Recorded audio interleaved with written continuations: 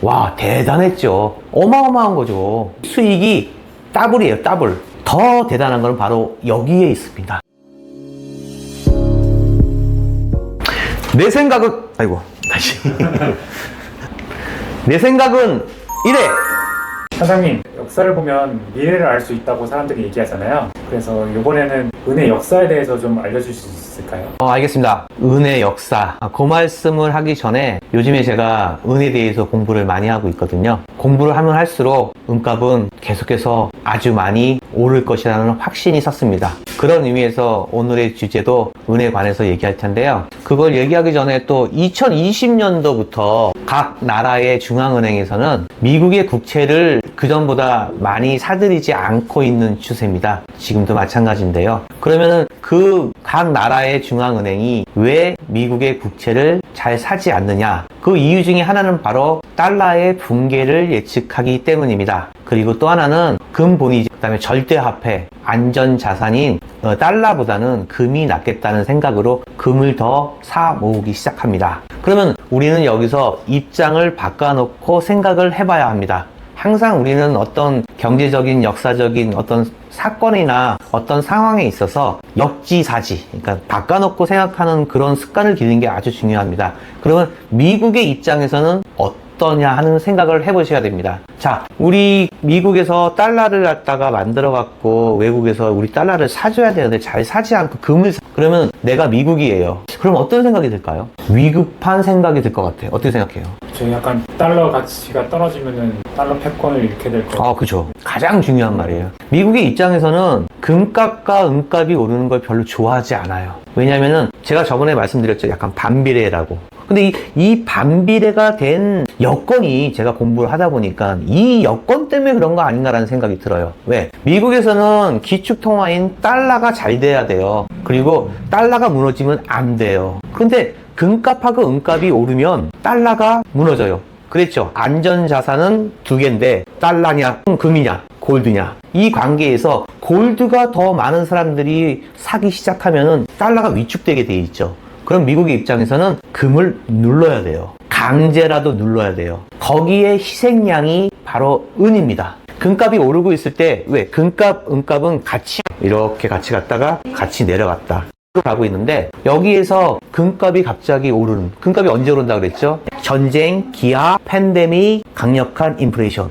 이럴 때 금이 막 오르고 있는데 금까지 덩달아 오르고 있어요. 이럴 때 갑자기 미국에서 은을 확 눌러버리는 거죠. 어떻게? 보통 선물 같은 거 있잖아요. 선물은 예측이잖아요. 그러니까 선물을 했을 때 은 선물을 갖다가 계속해서 사자로 가고 있는데, 미국에서 일부러 이 증거금이라는 게 있어요. 증거금을 계속 올리는 거예요. 이상한 조짐이 보이면은 증거금을 갖다가 계속 올려요. 그러면은 이 평상시에 선물을 하려는 모든 이 구매자들이 증거금이 올리니까 굉장히 어려워지는 거예요. 돈이 많이 드니까. 그래서 일부러라도 머리를 눌러버리면은 금 혼자서 오를 수는 없거든요. 그러니까 위축이 되는 거죠. 금 시장도. 그러니까 내려가는 어떤 그런 순환의 패턴을 미국이 쥐고 있습니다. 그리고 우성씨, 그 미국의 4대 은행 알아요? 그런 거는 뱅크 오브 아메리카밖에 못 들어요. 그래요? 그거라도 아는 게 어디예요? 그 미국의 4대 은행이 있는데, 사실 뭐 4대 은행을 외우고자 여러분께 얘기하는 건 아닙니다. 근데 제가 왜 이 얘기를 하냐면은, 그 뱅크 오브 아메리카, 웰스파고, 시티은행, 제가 오늘 얘기할 가장 중요한 JP 모간 체이스라는 게 있어요. 옛날엔 JP 모간이라고 했죠. 이 JP 모간에 대해서 얘기를 해드리려고 이 4대 은행을 얘기한 겁니다. 미국의 입장에서는 자국의 그 은행들이 막대한 자금을 돌리고 있습니다. 그 은행들이 가장 주저하는 일이 바로 금을 매집하는 거예요. 미국에서 싫어하는 일을 안 하겠죠. 그 중에서도 가장 우두머리, 미국 정부의 말, 연준의 말을 가장 잘 듣는 금융회사가 JP 모건 체이스입니다. 지금 옛날에 JP 모건이 사람 이름입니다. JP 모건이 금융회사로 되어 있었는데, 체이스라는 상업은행과 합작을 해서 요즘에 JP 모건 체이스라는 은행이 나온 겁니다. 이 JP 모건 체이스에서는 미국 정부의 눈치를 막 봐요. 잘못 보이면 안 돼요. 근데 그 참 도움을 받은 적이 있었어요. 그러니까 리먼 브러더스 사태 때, 그때 JP 모건이 가장 어려웠을 때 정부에서 도와준 적이 있었거든요. 그래서 JP 모건 같은 경우에는 정부의 눈치를 봐요. 금을 매집할 수가 없어요. 그리고 은을 눌러라 하면은 JP 모건이 앞장서서 은을 누르고 있습니다. 근데 여러분도 잘 알다시피 은을 제일 많이 보유하고 있는 금융회사가 어디입니까? 금방 말씀하신 JP모건. 맞아요. JP모건이 어마어마할 정도의 은을 소유하고, 근데 이 JP모건이 왜 은을, 그 이유에 대해서 궁금해야 됩니다. 그 금융회사 얼마나 정보가 많은, 그리고 옛날에 JP모건이 얼마나, 뭐 이런 얘기하면 뭐하겠지만 건방졌냐 하면은 JP모건이 그런 말도 했었어요. 뭐 청문회 같은 데 나와가지고 하늘에 계신 하나님도 내 돈을 쓰면 그 이자를 나를 거쳐서 내야 된다, 뭐 이런 말도 했다니까요. 아주 그냥 기고만장하고 기세가 하늘을 찌르는 사람이 있었어요. 그 JP모건이 얼마나 큰 정보력을 갖고 있는데 계속해서 은을 왜 이렇게 매집을 하고 있을까요? 그런데 매집을 하고 있으면 우리 생각에는 은값이 많이 올라야 되는데 은값이 오르지도 않아요. 근데도 은을 계속해서 모으고 있어요. 언젠가는 이 은을 소위 말하는 뭐 주가를 올리기 위해서 매집을 했을까요? 자, JP모건 체이스가 은을 많이 모은 이유 중에 몇 가지가 있는데요. 그거에 대해서 한번 설명을 해드리면은 이해하시는데 많은 도움이 될 겁니다.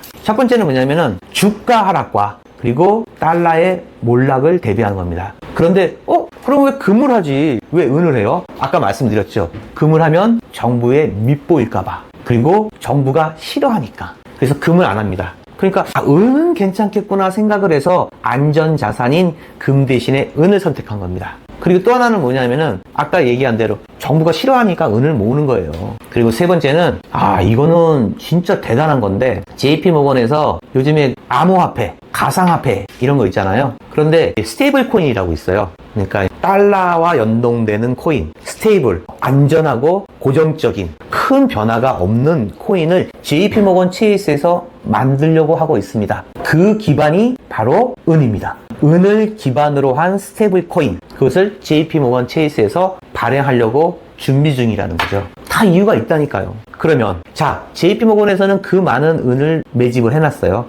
이 JP모건에서 갑자기 은을 다 팔아버리면 은은 폭락합니다. 하지만 어떤 기회와 어떤 사건으로 인해서 이 은값이 폭등을 하면 JP모건은 어마어마한 부를 축적하는 겁니다. 둘 중에 어느 걸까요? 제 생각은 이렇습니다. JP모건 체이스에서는 은을 매집한 이후에 가장 큰 이유는 바로 은 가격이 폭등할 걸 알기 때문이라는 것입니다. 그런 환경이 조성되어 있습니다. 여기서 제가 또 한 가지 말씀을 드릴게요. 금과 은의 교환 비율이라는 게 있어요. 여러분들은 뭐 온스당 뭐 금값이 얼마큼 몇 달러다, 또 온스당 몇 달러다 이렇게 생각을 하고 계시는데요. 사실 그렇잖아요. 저희 전문가 아니잖아요. 근데 전문가면 뭐가 비율이 어떻고 선물이 어떻고 뭐 경제 용어 막 어려운 거 설명하면은 우리 일반 이 소비자분들이나 구매자분들 잘 이해가 안 가요. 그래서 이거를 생각할 수 있는 가장 또 괜찮은 방법이 있거든요. 그게 바로 교환 비율이에요. 1온스당 금 가격, 1온스당 은 가격, 이것을 교환했을 때의 비율을 얘기하는 겁니다. 그러면 이제 역사로 돌아갑니다. 역사. 그러면 금과 은은 솔직히 역사적으로 굉장히 오래됐어요. 문명이 발달되면서 시작됐을지도 모릅니다. 뭐 여러 가지 문헌에도 많이 나옵니다. 뭐 메소포타미아 문명, 인더스, 황하 이런 문명이 발생됐을 때 거기에 책자나 문헌에 보면은 성경에도 나와 있고요. 금과 은은 동시에 나와 있습니다. 금은 따로 있고 은이 따로 있던 게 아니라요. 금과 은이었어요. 왜 그랬을까요? 그게 바로 화폐나 마찬가지입니다. 금과 은을 그렇게 지금처럼 이렇게 되지 않았다는 거예요. 거기에 보면요. 서양에서는 1대 16이었어요. 쉽게 얘기할게요. 뭐 온스로 얘기하면 좀 뭐하겠지만은 뭐 1온스에 은이 16온스면은 가격이 맞다는 거예요. 그럼 뭐예요? 16배 금이 비쌌다는 거죠. 그러면 보세요. 지금 몇 배게요? 지금은요 거의 85배예요. 어마어마한 차이죠. 그리고 또 이슬람 세계, 이슬람 국가들은 1대 9였어요. 더 은이 귀했죠. 그러면은 황하 문명에서는, 중국에서는 1대 6이었어요. 금하고 은이 별 차이가 없었던 거죠. 지금의 1대 80을 계산해 보세요. 얼마나 많은 차이입니다. 그런데 그건 이유가 있었어요. 언제부터 금과 은의 교환 비율이 이렇게 벌어졌느냐? 바로 금 본위제를 실시하면서 그렇게 된 겁니다. 금 본위제를 실시하면서 약간 은은 소외시되고 각 나라에서 금만 중요시 여겼어요. 왜? 금 자체가 바로 화폐였기 때문에 그렇습니다. 그래서 은과 금이 이렇게 벌어지기 시작한 거죠. 그런데 여기서 재미난 얘기들이 또 나오기 시작합니다. 은 1kg에 1,500만 원이 되는 거예요. 와, 상상만 해도 은 매집하시는 분, 젊으신 분들 요즘 많이 하시는데 너무 기쁘지 않은가요? 은 1kg에 1,500만 원이에요. 상상만 해도 어마어마하죠? 이게 꿈인가요? 그냥 상상에 끝날까요? 아니에요.